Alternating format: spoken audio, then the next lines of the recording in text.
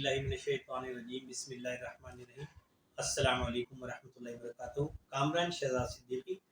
مثالی گھرانے کی خصوصیات کے پارٹ 8 کے ساتھ آپ کی خدمت میں حاضر۔ ہم نے مختلف حوالوں سے ایک مثالی گھرانے کی گفتگو کی۔ اب ہم پارٹ 8 میں آتے ہیں کہ ہمیں خود بھی اپنی زندگی پر یہ نظر ڈالنی اور خاص طور پہ اپنے بچوں کے لیے اب ہم نے ایک طریقہ کار وضع کرنا ہے کہ بچوں میں وہ بچے جو شادی کے قریب ہوئے ہمیں ان کو یہ سوچ اور اویئرنیس دینی ہے کہ وہ اپنے مستقبل کی منصوبہ بندی کریں۔ اس کے لیے میں آپ کو یوں کہوں، مستقبل کی منصوبہ بندی کے بغیر منزل کا حصول صرف دیوانے کا خواب ہو سکتا ہے۔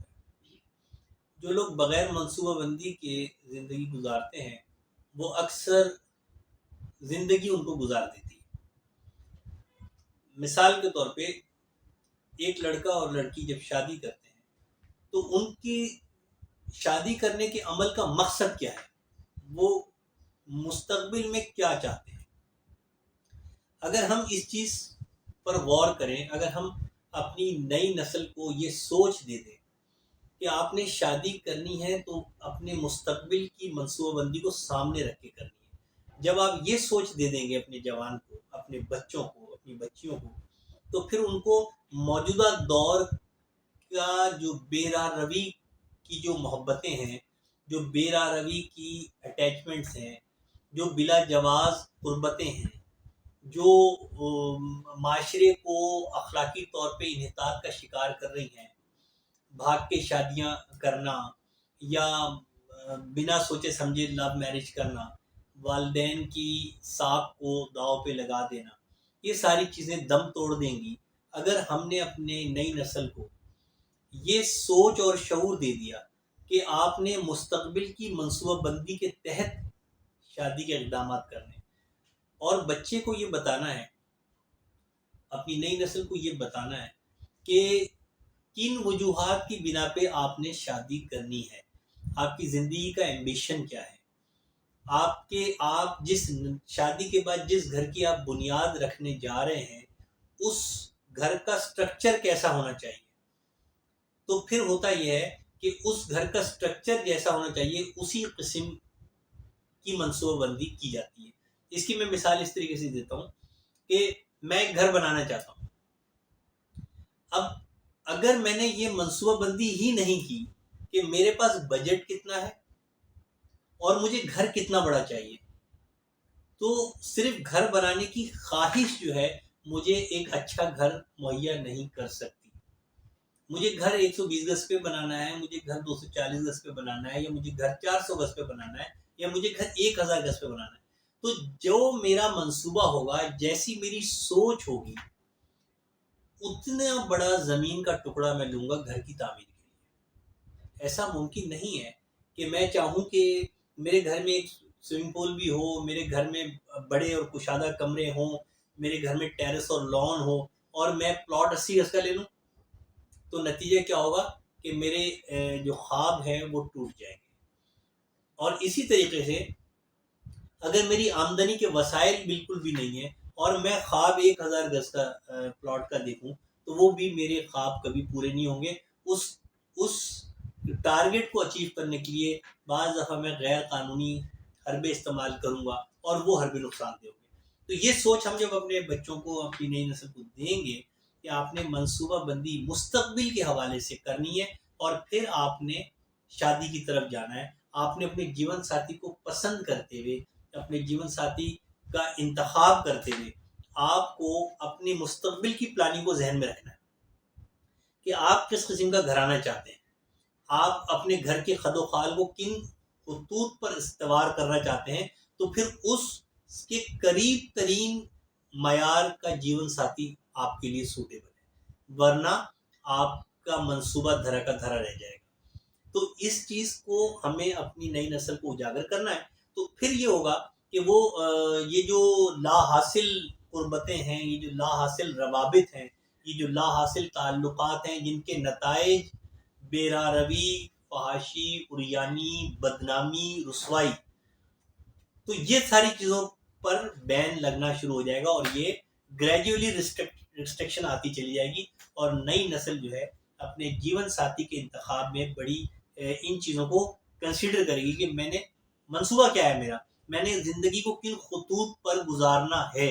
ان خطوط پر گزارنے کے لیے معاون جیون ساتھی کا انتخاب کرنا ہے۔ اب اس کے بعد کیا ہوگا کہ جب آپ کی شادی ہو جاتی ہے، مستقبل کی منصوبہ بندی کے حوالے سے آپ نے جیون ساتھی کا انتخاب کیا، اب آپ میاں بیوی رشتہ ازدواج میں منسلک ہو گئے، تو پھر میں یہ سمجھتا ہوں کہ اب چونکہ گاڑی نے آپ کی زندگی کے آگے جانا ہے، اولاد کی پیدائش سے آپ کے گھرانے کو بڑھنا ہے، تو پھر آپ زوجین، اسپاؤس، آپ جو فریقین ہیں میاں بیوی ہیں، آپ کو مستقبل کے حوالے سے خاندانی مقاصد کی ایک تحریر تیار کرنی ہے۔ یعنی میاں بیوی شادی ہو گئی، میاں بیوی 2 4 6 مہینے اپنے اندر انڈرسٹینڈنگ پیدا کریں اور اس کے بعد اچھے اور خوشگوار ماحول میں وہ دونوں مل کر، کیونکہ یہ یاد رکھیے گا کہ میاں بیوی دونوں کا تعلق الگ الگ گھرانوں سے ہوتا ہے۔ بہت ساری شادیاں جو خاندان سے باہر ہو رہی ہوتی ہیں، الگ الگ گھرانوں سے لڑکا اور لڑکی ملتے ہیں، تو ہر گھر کی سوچ، سمجھ، فہم اور فراست الگ ہوتی ہے۔ ہر گھر کے اندر پلنے والے اس بچے کا جو جوان ہو کے شادی کر رہا ہے، اس کا نرچر اور نیچر دونوں ڈیفرنٹ ہوتے ہیں، ان کی سوچ اور فکر الگ الگ ہوتی ہے، انہوں نے الگ الگ معاشی حالات میں زندگی گزاری ہوتی ہے، تو دونوں کا قبلہ الگ الگ ہو سکتا ہے۔ تو ایسی صورت میں جب آپ یہ سمجھتے ہیں کہ دونوں الگ گھرانوں سے تعلق رکھتے ہیں، تو آپ کو یہ چاہیے کہ آپ دونوں کچھ عرصہ اچھا ٹائم گزار کے آپس میں ہم آہنگی پیدا کریں اور اس کے بعد بیٹھ کر آپ خاندان کے مقاصد کی تحریر، آپ ڈسکشن کریں ایک دوسرے کے ساتھ کہ ہم کس قسم کا گھر ڈیولپ کرنا چاہتے ہیں۔ آج ہماری شادی کو 4 مہینے ہوئے ہیں، ہم 10 سال کے بعد کہاں کھڑے ہوں، 20 سال کے بعد ہم کہاں ہوں، اور 30 سال کے بعد جب فصل کی کٹائی کا وقت آئے گا تو ہم کس قسم کا گھرانہ چاہتے ہیں۔ اس حساب سے آپ نے اپنے اولاد کو جو ہے پیدا کروانا ہے اللہ کے حکم سے، اور ان کی پرورش کا خیال کرنا ہے اور ان کو ایک سٹرکچر دینا ہے۔ اگر دیکھیں، اگر آپ اس طریقے سے نہیں کریں گے، آپ کو ایک لڑکی پسند آئی، وہ لڑکی امیر گھر کی ہے، آپ غریب گھر کے ہیں، وہ لڑکی غریب گھر کی، آپ امیر گھر کے ہیں، وہ لڑکی زیادہ پڑھی لکھی، آپ کم پڑھے لکھے ہیں، وہ لڑکی کم پڑھی لکھی، آپ زیادہ پڑھے لکھے ہیں، آپ کا کلچر الگ ہے یا آپ کا اور چیزیں الگ ہیں، اور آپ نے بس پسند آئی لڑکی اور آپ نے شادی کر لی وہیں پر، اور اس کے بعد کیا ہوا کہ آپ نے زندگی گزارنی شروع کر دی اور 3 4 سال میں آپ کے جناب 3 4 بچے ہو گئے، پلاننگ آپ نے کی نہیں کہ بچوں کو پڑھانا کیسے ہے، بچوں کے لیے تربیت کا کیا اہتمام کرنا ہے۔ جب آپ نے یہ ساری چیزیں نہیں کی تو اس کا نتیجہ کیا ہوگا کہ وہ بالکل اس طرح ہو جائے گا کہ میں اس کی مثال اس طرح دوں گا کہ آپ کسی زیر تعمیر گھر پہ جائیں، جہاں پر وہ مستری اور مزدور لگے ہوئے ہیں اور وہ سب کام کر رہے ہیں، آپ ان سے پوچھیں کہ آپ کیا کر رہے ہیں، تو وہ بولتے ہیں کہ جی ہم یہ مکان تعمیر کر رہے ہیں۔ تو آپ ان سے پوچھیں کہ یہ مکان کیسا تعمیر ہو رہا ہے، کتنی منزلیں ہوں گی، کتنے کمرے ہوں گے، تو یہ بولیں گے ہمیں یہ نہیں پتا، دیکھیں گے ہم انشاءاللہ محنت کرتے رہیں گے تو یہ بہت خوبصورت مکان بن جائے گا۔ پھر اگر آپ ان سے بولتے ہیں اچھا چلیں یہ جو مکان آپ بنا رہے ہیں اس کا نقشہ دکھا دیں تاکہ اندازہ ہو جائے کہ عمارت کس قسم کی بنے گی، تو بولے نقشہ تو نہیں ہے، ہم بہت محنت سے بنا رہے ہیں، بڑی گرم جوشی کے ساتھ یہ گھر بنا رہے ہیں اور ہمیں یقین ہے کہ یہ بڑا اچھا گھر بن جائے گا۔ تو کیا ایسا ممکن ہے کہ وہ گھر اس کی کوئی شکل بنے گی؟ تو گھر کی تعمیر سے پہلے آپ کو نقشہ بنانا ضروری ہوتا ہے کہ اس نقشے میں ڈرائنگ روم کہاں ہوگا، ڈائننگ روم کہاں ہوگا، کچن کہاں ہوگا، لابی کہاں ہوگی، لاؤنج کہاں ہوگا، بیڈ روم کتنے ہوں گے، باتھ روم کیسے ہوں گے، کوریڈور کیسا ہوگا، گیریج کیسا ہوگا، چھت پہ سیڑھیاں کدھر سے جائیں گی، یہ ساری چیزیں آپ نے پلان کرنی ہوتی ہیں، اس کو ہم کہتے ہیں نقشہ۔ تو شادی کے بعد گھر کو آگے لے کے بڑھنے سے پہلے یہ ضروری ہے کہ ہم اپنی نئی نسل کو یہ سکھائیں کہ آپ نے خاندان کے مقاصد کی ایک تحریر لکھنی ہے کہ آپ کن خطوط پر اپنے گھر کی بنیاد رکھ رہے ہیں۔ اس میں کیا ہوتا ہے کہ میاں بیوی مل کر بیٹھیں اور دونوں اپنی سوچ کو شیئر کریں اور پھر باہمی رضامندی سے ایک لاہے عمل بنائیں کہ ہم یہ چاہتے ہیں کہ ہمارے بچوں میں جو ہے وہ اس طریقے سے عمر کا ڈسٹینس ہونا چاہیے، ہو یا نہ ہو عمر کا فرق یہ تو اللہ تعالیٰ کی ذات جانتی ہے، لیکن آپ کو پلاننگ کرنی ضروری ہے۔ پھر ہم نے اپنے بچوں کو تربیت کیسے دینی ہے، ان کو تعلیم کیسے دینی ہے، کس قسم کے اداروں میں ہم نے پڑھانا ہے، ہمیں دینی تعلیم کتنی دینی ہے، دنیاوی تعلیم کی طرف ہمیں کتنا لے کے جانا ہے، ہم اپنی اولاد کو کن خوبیوں کا مرکب دیکھنا چاہتے ہیں، ہمارے جو بچے ہوں گے وہ دین سے کتنا کنیکٹ ہوں، اپنے کلچر سے کتنا کنیکٹ ہوں، اپنے ٹریڈیشن اور ثقافت سے کتنے زیادہ وہ اٹیچ ہوں، ان کی سوچ اور اخلاق کیسا ہو، یہ سارا پیپر ورک آپ دونوں نے اس ٹائم کرنا ہے جس وقت آپ کی شادی کو 2 4 6 مہینے ہو گئے اور آپ میں انڈرسٹینڈنگ پیدا ہو گئی ہے۔ تو اس کو ہم کہیں گے خاندان کے مقاصد کی تحریر۔ اس میں پھر آپ نے 2 3 پورشن رکھنے کہ 10 سال میں ہمارا خاندان کہاں ہونا چاہیے، 20 سال میں پھر کہاں ہونا چاہیے، اور 30 سال میں کیا نتائج ہو۔ تو میں یہ نہیں کہہ رہا ہوں کہ جو کچھ آپ سوچیں گے ویسا ہی ہوگا، اللہ تعالیٰ کی ذات کے سوا کوئی نہیں جانتا کہ مستقبل میں کیا ہوگا، لیکن اللہ نے چونکہ انسان کو شعور دیا ہے، عقل سلیم دی ہے، لہذا انسان کو یہ کہا گیا ہے کہ تم حالات اور واقعات کے اندر رہتے ہوئے مستقبل کی منصوبہ بندی کرو۔ کیوں کہ آپ صلی اللہ علیہ وسلم کی ایک حدیث ہے کہ وہ شخص مسلمان ہی نہیں ہے جس کا گزرے ہوئے کل سے آنے والا کل بہتر نہ ہو، جس کے ماضی سے اس کا مستقبل بہتر نہ ہو، ماضی سے حال بہتر ہو اور حال سے مستقبل بہتر ہو۔ تو یہ کیسے ممکن ہے؟ جب آپ منصوبہ بندی کریں گے۔ یہ کیسے ممکن ہے؟ جب آپ پلاننگ کریں گے۔ یہ کیسے ممکن ہے؟ جب آپ ہوم ورک کریں گے، ایک سٹرکچر بنائیں گے اپنی فیملی کا اور پھر اس پہ کام کرنا شروع کریں گے، تو پھر انشاءاللہ جو آپ کی اولادیں پیدا ہوں گی وہ آپ کے ڈسپلن اور آپ کے اصول اور ضوابط پر عمل کرتے ہوئے شیرخوارگی سے بچپن سے لڑکپن اور لڑکپن سے جوانی کی دہلیز پہ قدم رکھیں گے۔ آپ چیک اینڈ بیلنس اس طرح رکھیں گے کہ آپ نے جو سٹرکچر پاس کیا تھا، بچے ان اخلاق و کردار کے مالک بن رہے ہیں کہ نہیں بن رہے، بچے اتنا دین کی طرف راغب ہیں کہ نہیں ہیں، بچے اخلاقیات میں کیا سیکھ رہے ہیں، کردار میں ان کی کتنی سچائی اور شفافیت ہے۔ یہ سب چیزیں آپ اسی وقت چیک اینڈ بیلنس کر سکتے ہیں جب آپ نے خاندان کی منصوبہ بندی کی تحریر بنائی ہو، ورنہ شروع میں ہر چیز آپ کو ہری لگتی ہے اور پھر آخر میں کیا ہوتا ہے کہ وہ فصل ساری جلی ہوئی سامنے آتی ہے۔ تو ہم نے پیچھے جو کچھ کیا وہ کیا،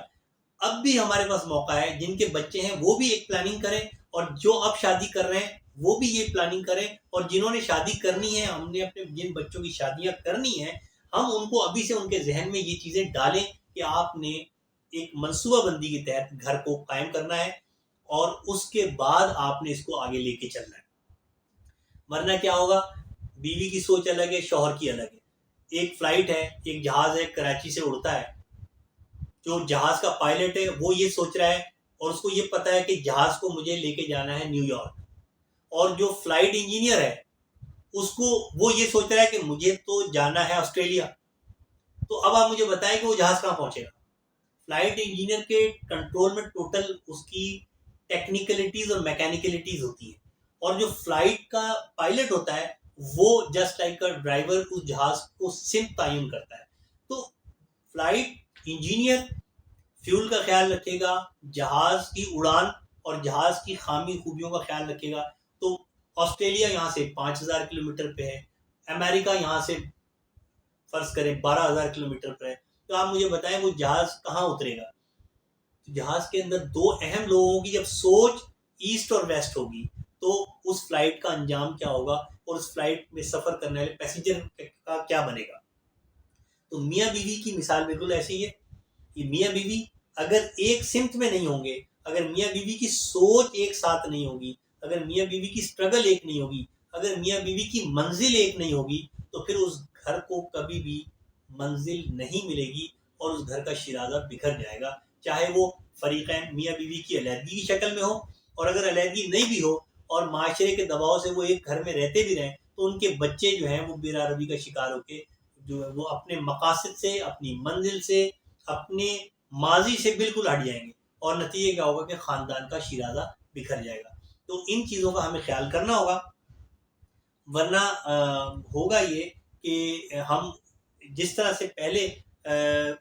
یعنی بغیر منصوبہ بندی کی زندگی گزارتے ہوئے ہم نے معاشرے کو خراب کر دیا، ہم نے معاشرے کی شکل بگاڑ دی ہے. کیوں کہ ہم بغیر خاندانی تحریر کے ہمارے بچے ہو گئے، کسی کا 2، کسی کے 4، کسی کے 6، کسی کے 12. وہ بچوں کی ہم نے تربیت نہیں کر سکے، بچوں کو ہم نے اپنے ماضی سے کنیکٹ نہیں کیا. نتیجہ کیا ہوا کہ مغربیت، عریانیت، فحاشیت، لا علمی، بیراروی، اخلاقی گراوٹ اور ماڈرنزم اس قدر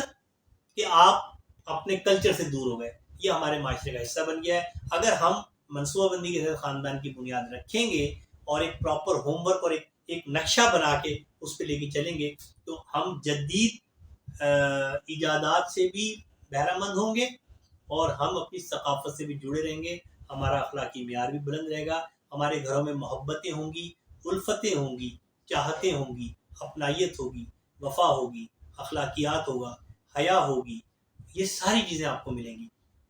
تو ہمیں ان چیزوں کا خیال کرنا ہے اور اپنی نئی نسل کو یہ تربیت دینی ہے. ہمیں اداروں میں بھی یہ تربیت دینی چاہیے اور گھروں میں بھی ہمیں یہ تربیت دینی چاہیے تاکہ ہماری نئی نسل اس طوفان کا مقابلہ کرے اور واپس اپنے ماضی سے جڑ جائے.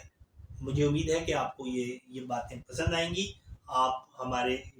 چینل کو سبسکرائب کیجئے، بیل آئیکن کو کلک کیجئے. اگر یہ ویڈیو آپ کو پسند آئی ہے تو اپنے دوست، احباب، رشتہ داروں، دوستوں میں اس کو شیئر کیجئے، کامنٹس کیجئے اور اسے لائک کیجئے. بہت شکریہ.